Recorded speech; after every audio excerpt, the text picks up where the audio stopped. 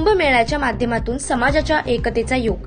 मुख्यमंत्री देवेंद्र फडणवीस महाकुंभ प्रयोग योग कार्यक्रमाला उपस्थिती. नागपूर दिनांक 16 प्रयागराज येथे सनातन संस्कृतीचे भव्य दर्शन घडविणारा कुंभमेळा सुरू आहे. आस्थेचा असा भव्य संगम जगात कुठेही पाहायला मिळणार नाही. मानवी संस्कृती आणि सभ्यतेमध्ये हजारो वर्षापासून हा संगम आपल्याला कुंभमेळ्याच्या निमित्ताने पाहायला मिळतो. भाविक जात, भाषा, पंथ विसरून कुंभमेळ्यात एकत्रित येतात. या समाजाच्या एकतेचा योग असल्याचे मुख्यमंत्री देवेंद्र फडणवीस म्हणाले.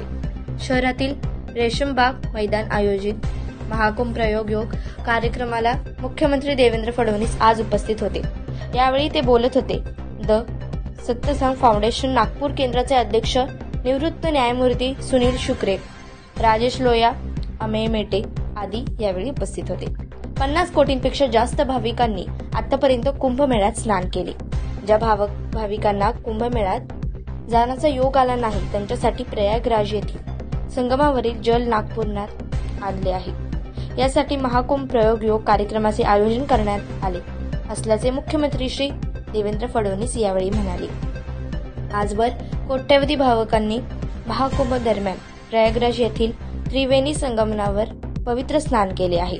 पण ज्यांना जिथे जाणे शक्य नाही अशांनाही या पवित्र संगम जलाच्या स्नानाची अनुभूती व्हावी या अनुषंगाने प्रयागराज येथील जल रामटेक मार्गे नागपूर आणण्यात आले होते. या अनुषंगाने महाकुंभ प्रयोग योग या कार्यक्रमाचे आयोजन करण्यात आले. अजिंक्य महाराष्ट्र न्यूज सोबत प्रतिनिधी सतीश कोडू, नागपूर.